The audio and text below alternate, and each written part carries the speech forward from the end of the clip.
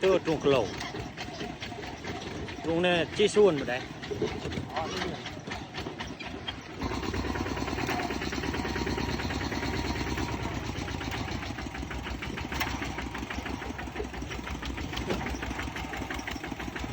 ชีวิตนักล่า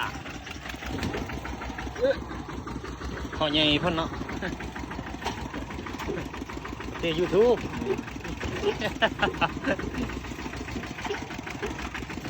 เรื่องคำนี้อาบน้ำเด้ไม่เชื่อ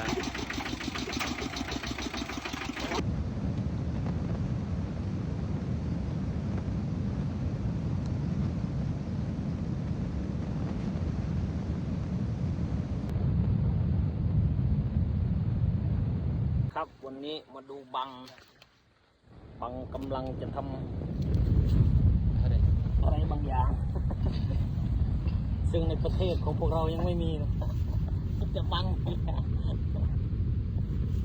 เขามีโคมดูด้านล่าง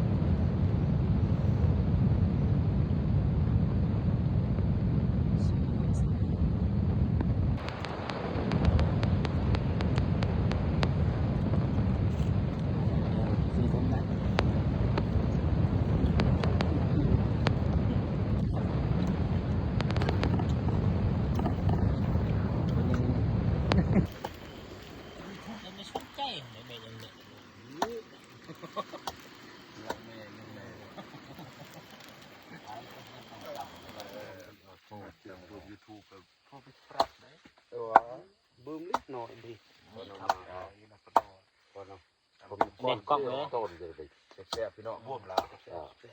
เลยปิดมีเดียมเลยกินต้นต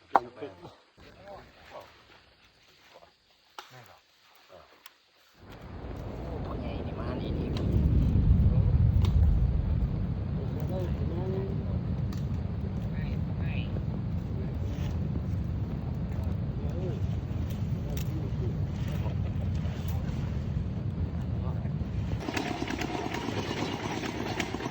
ลองไอ้ตัวได้ลอง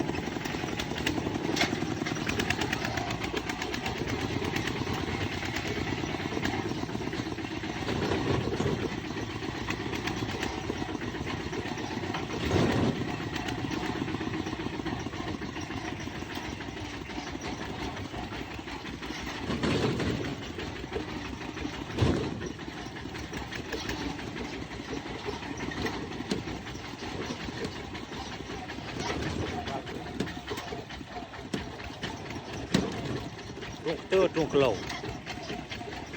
trung này chi xuân ở đây